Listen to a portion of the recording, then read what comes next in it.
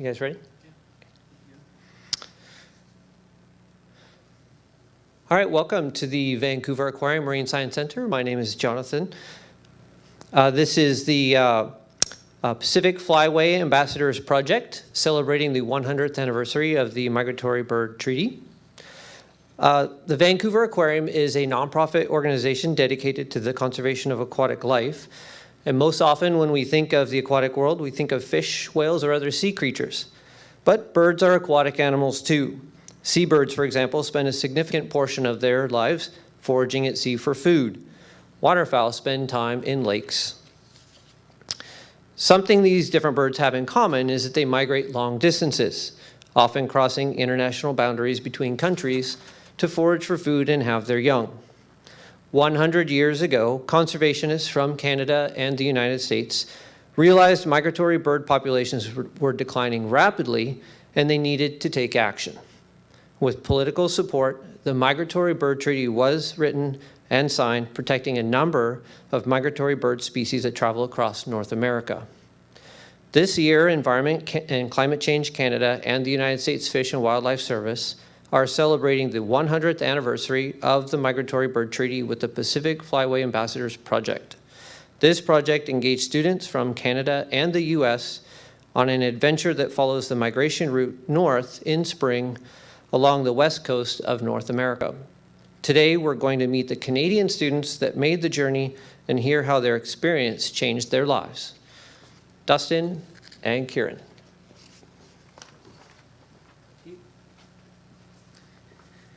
Thank you, Jonathan. Hi there, I'm Kieran. And I'm Dustin. I'm a political science student at UBC. And I'm a communications student with a publishing minor at SFU. We are the Pacific Flyway Ambassadors. So we spent 11 days following the route of migratory birds along what's called the Pacific Flyway, and our job was to document the trip.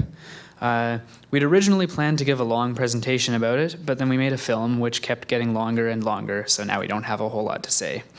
The treaty itself resolved market hunting, which was the primary threat to birds at the time, and now there are many different threats that birds face.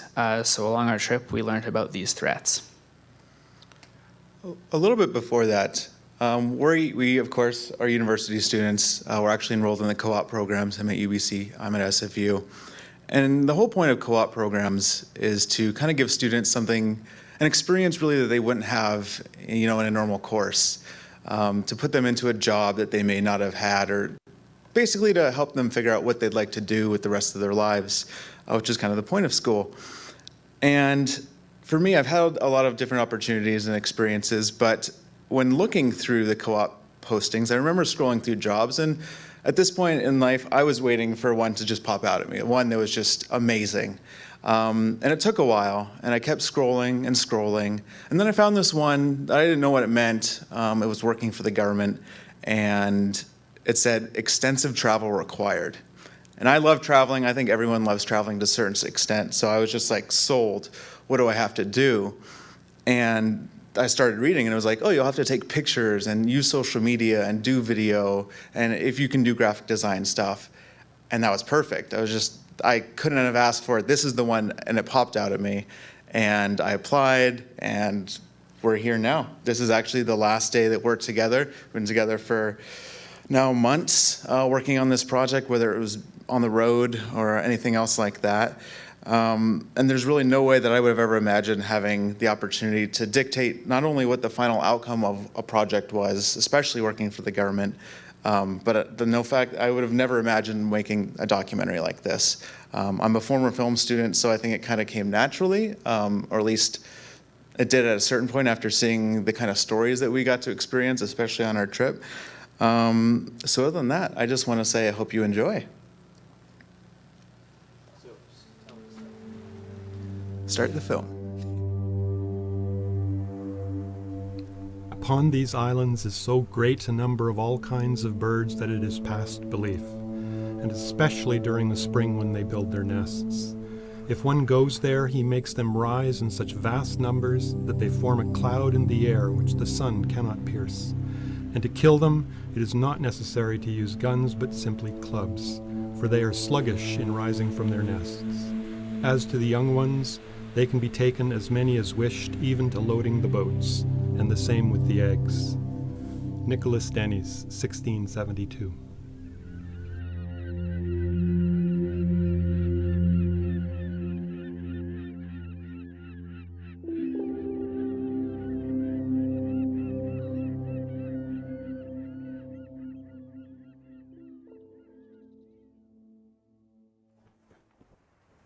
Before we head out, do you have any words of wisdom for us? Well, the idea of making it interesting and storytelling is, I think really important, because scientists tend to get nerdy and get into all the sort of details of their research and the work that they're doing, and most people glaze over when they see bar graphs and statistical models. So no pressure though.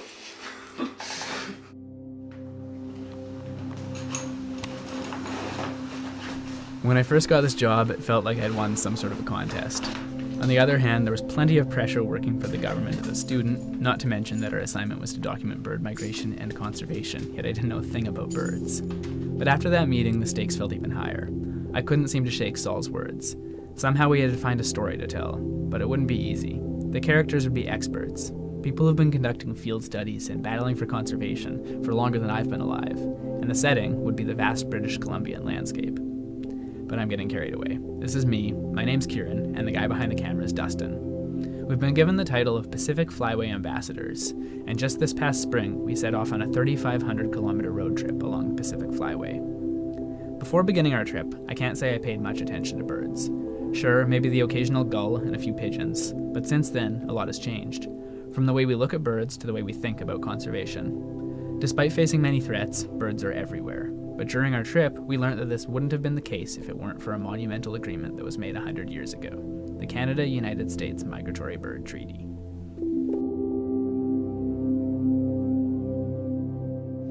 Probably my first comment on the Migratory Bird Treaty Act is it was created by a bunch of people that are all dead. So to understand the Treaty Act, one has to go back to what were these people trying to do at the time, and what were the problems and challenges that they were facing, that they were looking that they were looking to solve with the treaty.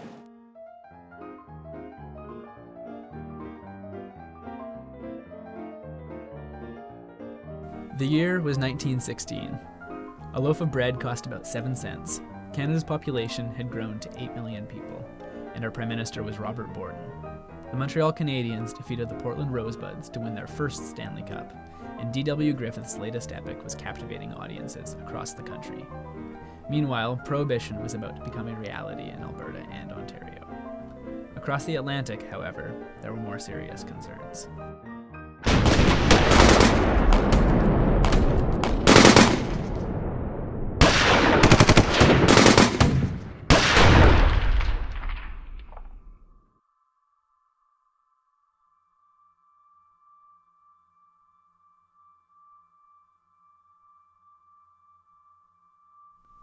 At the same time, a different sort of war was being waged against migratory birds.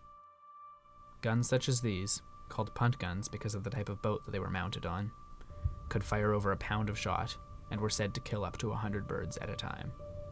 These guns were used by market hunters, who killed birds for commercial harvesting rather than individual consumption or sport. The business was lucrative and culturally ingrained, but it started to get ridiculous. There are accounts from parts of Michigan where 50,000 passenger pigeons were being killed every day for 5 months. At the time, women's hats, called millinery, were becoming increasingly stylish and increasingly extravagant. Feathers, and sometimes entire birds, were required for these hats, and as a result, millions of birds were killed. Hats and hunting began to take their toll.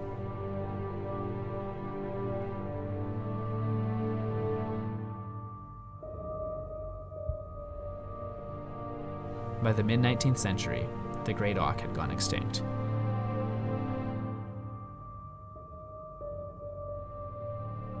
Soon after, the Labrador duck followed suit.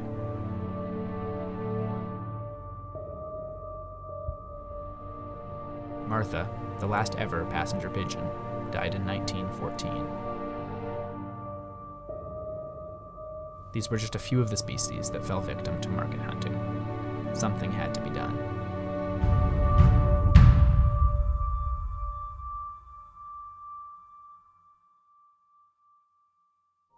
Dear United States Senator Stone, give ducks a show. We don't want spring shooting. We want government protection.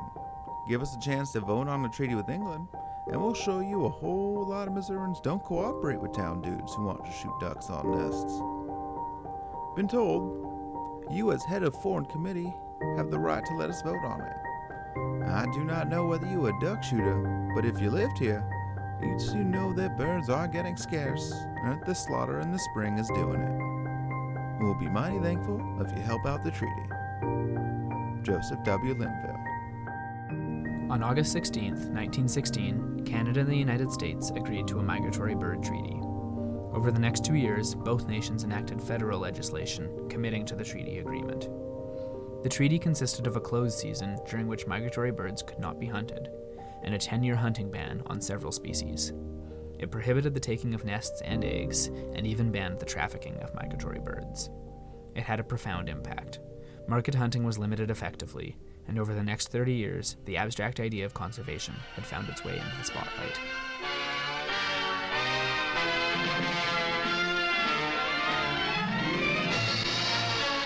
Three years after his death, Canada continues to honor famed naturalist Jack Miner. The father of conservation won immortality by luring thousands of Canada geese to his home, creating the first sanctuary where birds could be safe from the hunter's gun. Jack developed a bird banding system, allowing him to trace the migratory routes of Canada geese across North America. The simple address, Jack Miner, Kingsville, Ontario, stamped on each bird tag, became one of the most famous on the continent. Jack ranked among the best-known men of his time. His peers, Thomas Edison, Charles Lindbergh, Henry Ford, and Captain Eddie Rickenbacker. Seeking his friendship were presidents, prime ministers, and the world's celebrities. Here's Jack with baseball's legendary Ty Cobb. That's it, Ty. Right out of the park. When the Birds of Passage bought return tickets south, Wild Goose Jack toured the continent, spreading the gospel of conservation. In 30 years of lecturing, he packed every major auditorium in North America. As the author of 3 wildlife books and numerous articles, he etched his name into history. In 1943, Miner was awarded the Order of the British Empire by King George VI, who christened him the greatest conservationist in the British Empire. As a lasting memorial, the Canadian Parliament has decreed that each year the anniversary of Jack's birth will be observed as National Wildlife Week. Writer, philosopher, teacher, conservationist, Wild Goose Jack is gone, but his memory lives on. The name Jack Miner soars among the titans of time. In 1947, the management and conservation of wildlife transitioned from a provincial responsibility, as outlined by the treaty, to a federal undertaking, in the form of the Dominion Wildlife Service, which later became the Canadian Wildlife Service. Almost overnight, a handful of dedicated scientists became responsible for the continued prosperity of numerous species. But with the odds stacked against them, there was one thing that balanced the scale: their freedom. Harrison Lewis, veteran biologist and the service's first director, outlined this sentiment in saying, "I took a great deal of pride and delight in the young men of the Dominion Wildlife Service, who were going into the vast expanses of northern Canada with prospects and opportunities before them, such as have seldom been equaled. With plenty of elbow room, they were not hemmed in by any office routine. They were well trained for their chosen work, and were supplied with the funds, equipment, and cooperation necessary to do it." Aside from the well-trained part, it was easy to see ourselves in the position of the young pioneering biologist described by Lewis. With these encouraging words in mind, we set out on our journey. Because this whole project existed as a celebration of the Migratory Bird Treaty's centennial, we were joined by 2 American counterparts, Jean and Christian, in the spirit of true international cooperation. Back when we started planning this film, we figured it needed to be done by region: the city, the wetlands, the coast, and so on. But over the course of the trip, We saw firsthand that environmental challenges can't be broken down along clear lines. Like the birds we were following, these issues easily cross all manner of boundaries. As we spent more and more time with experts, we began to notice something else. While the treaty initiated the spread of conservation, the conservation that we encounter today is not possible without two crucial and interconnected practices: monitoring and research.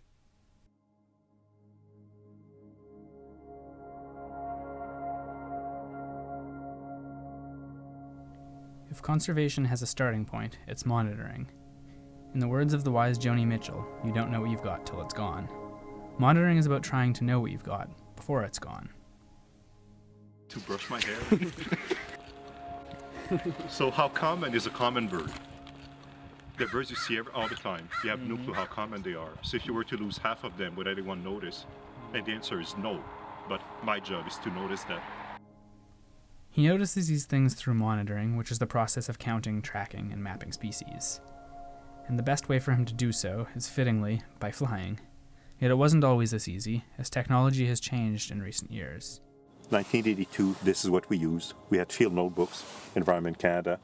They were bilingual, Carnet de Travail, field notebook, and you have these little square things and you write your data on that. The beauty of these things that they fit in your pocket.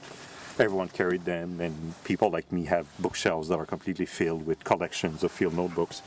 At some point, I guess, we discovered that clipboards existed, so we actually had clipboards with data sheet, and then we went from being able to put data in a pocket to writing things on these different clipboards.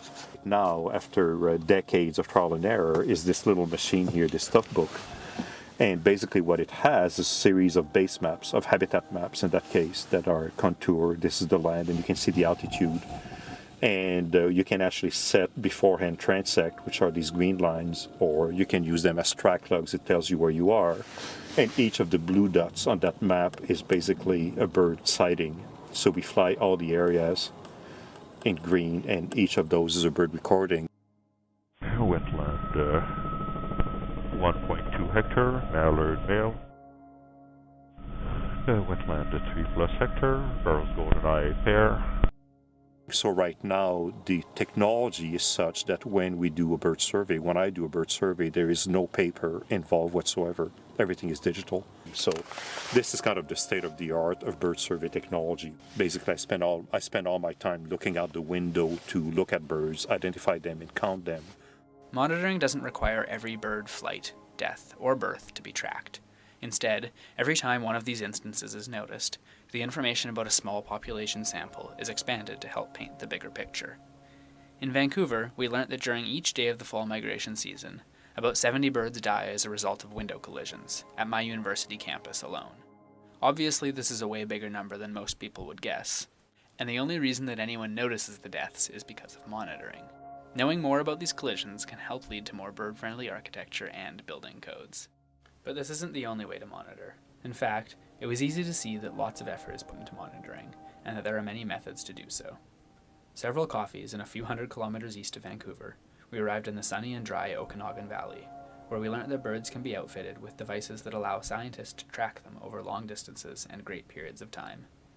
This answers questions about where birds go and when, something that I assumed would already be basic scientific knowledge, but has often remained a mystery, even to the experts. Rather than seeing the unknown as a problem, however, many of the people we talked to saw it as an opportunity. One really interesting piece of advice I had was about 10 years ago by one of the senior U.S. Fish and Wildlife Service officials in the Pacific Coast, and his comment to me was, what makes you or breaks you in the business of conservation, in bird conservation, is not what you know, is how you handle what you don't know. So monitoring provides us this baseline indication of how healthy the populations are. Research is more when you ask a question about why.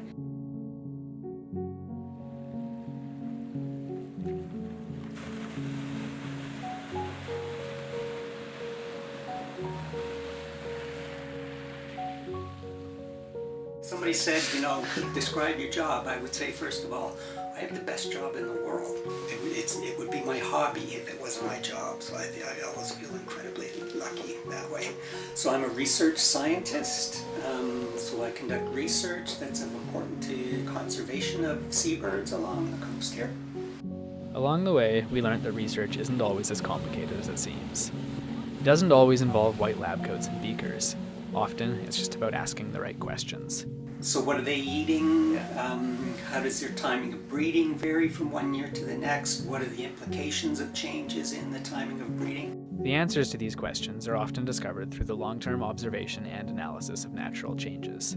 The natural world provides all sorts of variables, and an important aspect of research is determining cause and effect of those variables. But the birds are very closely tied to the timing of their prey, so they feed on zooplankton. And the time of the year where zooplankton are available to the birds up near the surface of the ocean is very strongly determined by the temperature of the ocean. So in years where the ocean waters are warm, their prey peak much earlier in the season, and so they're incapable of matching their breeding to match the early timing of the prey peaks. As the ocean warms, we expect these mismatches between the birds and their prey to become more common, and their breeding success will be reduced, and over time you would expect to see reductions in population. In reality, there isn't usually one single answer. Many different variables combine to threaten birds. A phrase we heard regularly was death by 1,000 cuts. That said, many of these cuts are caused by one thing: climate change. These are exactly the sorts of things that climate scientists are telling us they expect to occur as a result of climate change. So even if we don't attribute these individual effects directly to climate change, it may be giving us a glimpse of the future under climate change scenarios. It was funny that Mark mentioned the future, seeing as the reason we'd begun our trip was to celebrate the past. Yet the more we thought about this, the more we realized that the treaty itself, and conservation in general, is also about protecting the future.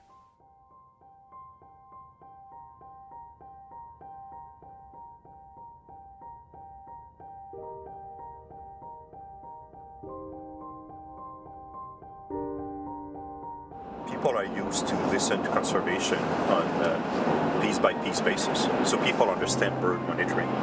They do get that we are counting birds and doing that. They also get that we're doing hunting regulations and harvesting. And some people know that we are doing the banding and all of that.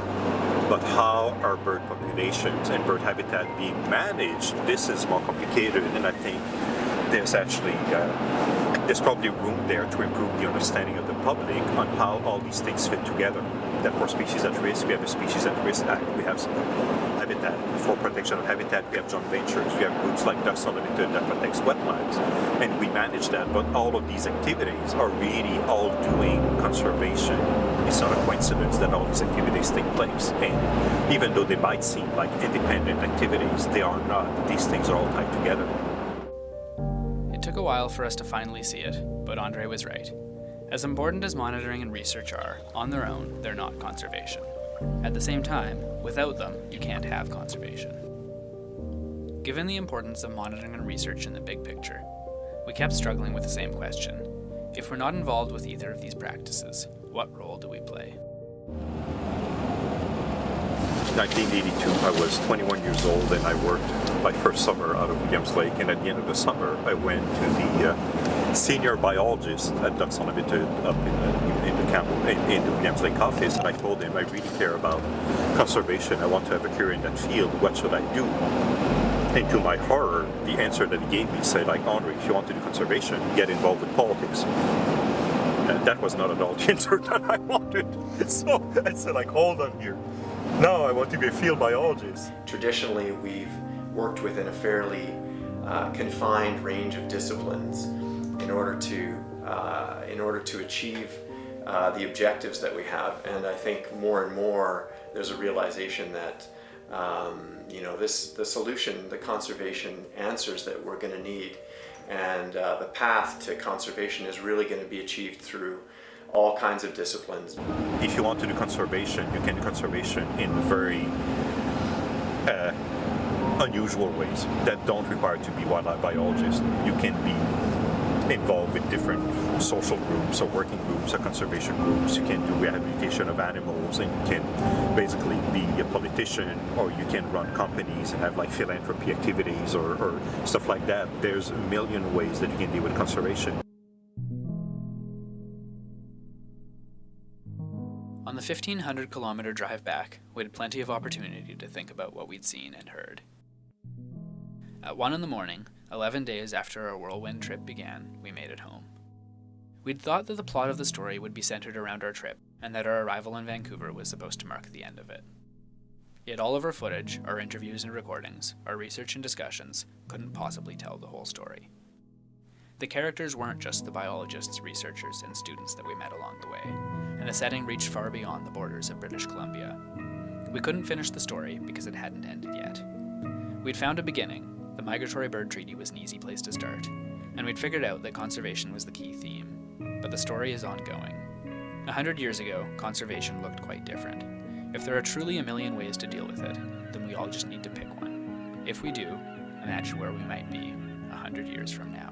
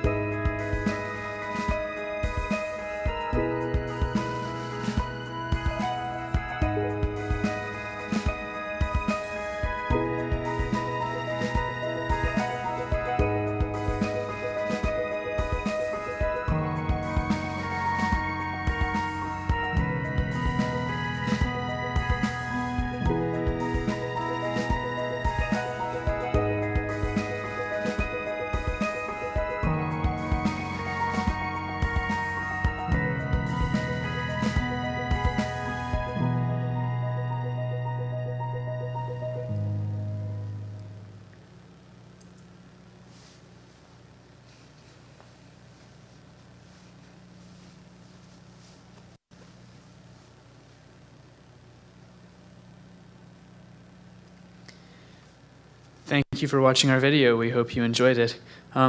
As you saw in it, we learned a lot, primarily about birds and conservation, but we also got some other things out of the experience and making the video. The opportunity to share what we learned in whatever format we wanted to gave me a degree of creative freedom that I haven't experienced in a long time, and it reminded me of the importance of finding creative solutions whenever possible.